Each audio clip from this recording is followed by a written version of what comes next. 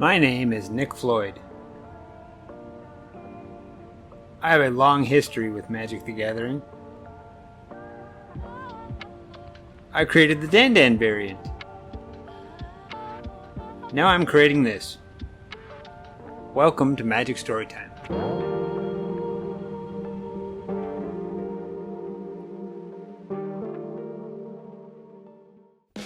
Today's trivia question is, these days all Magic players know that a card's expansion symbol is color-coded to identify the card's rarity.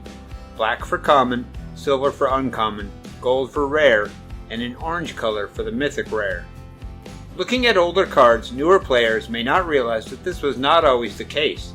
The mythic rare rarity did not exist in the early years of Magic, and the expansion symbols were just black, no matter what the rarity of the card.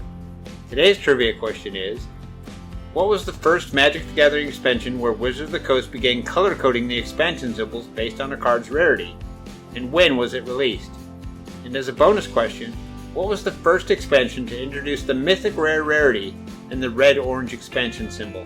And when was it released? Stay to the end of the video for the answer.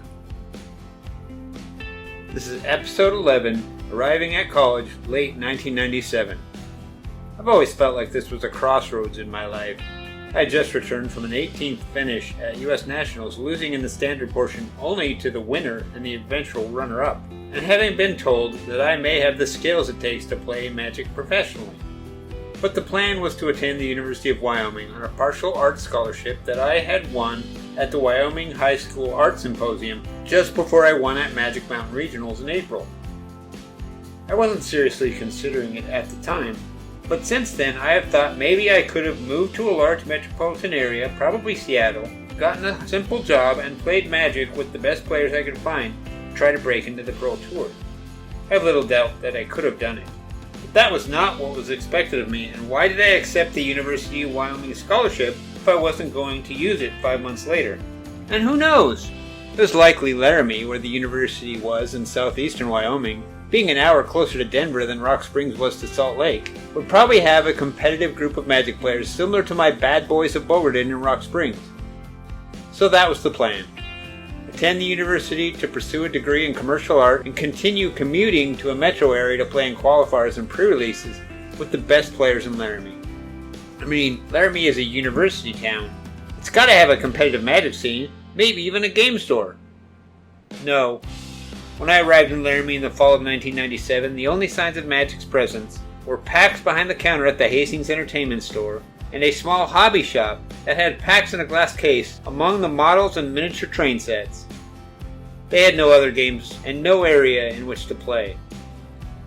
So in the first few weeks, I did what I did in Rock Springs when the card shop closed.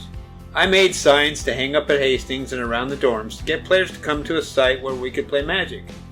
Dormitories allowed residents to check out large rooms in the basements, so I signed up for Sundays. None of the bad boys went to college in Laramie, and they were all a few years older than I was. But there were 3 guys who had come to my play group at the community college in Rock Springs that I saw in the dorms. I'll call them Paul, Matt, and Luke, because that's their names, and we parted on good terms. They were all about a year older than I was, and was not into the competitive side of Magic as the bad boys, but at least I knew some players there.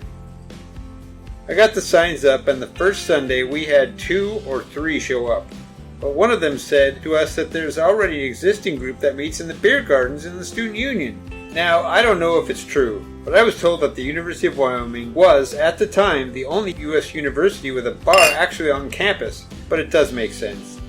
I believe the beer gardens still exist in the student union, but we stopped playing Magic there in my sophomore year, and they remodeled the building in my senior year, so I can't be sure. Anyway, the Magic players were there on Tuesday evenings, and we planned to go. So my group only met a couple of times in the dorm basement, but we started going to the beer gardens group every week. The first time I was told, and it was evident, that it was a very casual vibe in Laramie, and no one was yet to be traveling to large tournaments in the city. They didn't pay attention to formats, and all just played a kitchen table Magic. Oh well, I was sure I could up the seriousness of Laramie players in time. 2 of the guys I knew from Rock Springs lived on the 3rd floor of McIntyre Hall, We would often play Magic in the large common area on that floor, and one of their neighbors on that floor saw us playing and seemed interested. I'll call him Doug, because that's his name, and he is still one of my closest friends. Though Doug doesn't play blue, and doesn't like Dandan at all. I don't think I'll ever get Doug to like blue Magic, but we eventually taught him to play the other colors, and he still plays today. About the third or fourth time we went to the Beer Gardens Magic Group, one of the most prominent Magic players in Laramie, who I had talked to and played with the first few times, invited me to play a multiplayer game with him and two ladies. I hated multiplayer at the time, because in Rock Springs my reputation meant I was ganged up upon in multiplayer, and it wasn't fun for me. But the presence of the two ladies had me convinced to play the game. I was interested in getting to know one of the ladies. Her name was Amanda. A couple years later, Amanda and I dated, and I have a special tournament report I wrote for her and put on the Magic Dojo in '99 about a tournament that she won. I'll share that report, which I found on a dojo archive set a few years ago. Amanda agreed to let me share it. She and I are still Facebook friends. But that's a Magic story for another time. I also have a few good stories about the Beer Garden Magic Group, but those are also Magic stories for another time. Today's trivia question is, these days, all Magic players know that a card's expansion symbol is color-coded to identify the card's rarity. Black for common, silver for uncommon, gold for rare, and an orange color for the mythic rare. Looking at older cards, newer players may not realize that this was not always the case. The mythic rare rarity did not exist in the early years of Magic, and the expansion symbols were just black, no matter what the rarity of the card. Today's trivia question is, what was the first Magic the Gathering expansion where Wizards of the Coast began color-coding the expansion symbols based on a card's rarity? And when was it released? And as a bonus question, what was the first expansion to introduce the mythic rare rarity and the red-orange expansion symbol? And when was it released?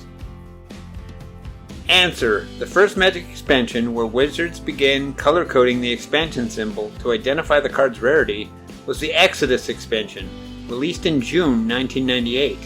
It was the third in the Tempest block and came out while I was finishing up my freshman year of college. I missed the Exodus pre-release because of finals, but I played it a bunch in the dorms my sophomore year. We were very happy to be able to identify a card's rarity at a glance, and couldn't understand why they hadn't done that from the beginning. The answer to the bonus question is, the mythic rare rarity and the red-orange expansion symbol began with the release of Shards of Alara in October 2008. This was a few years into my longest Magic hiatus, and I wasn't playing at the time. I remember learning of the mythic rare rarity and being a little skeptical of the move, wondering if the best cards would now be rarer and more expensive for players to obtain. Thank you for joining me for this episode. Please like, share, subscribe, and leave a comment.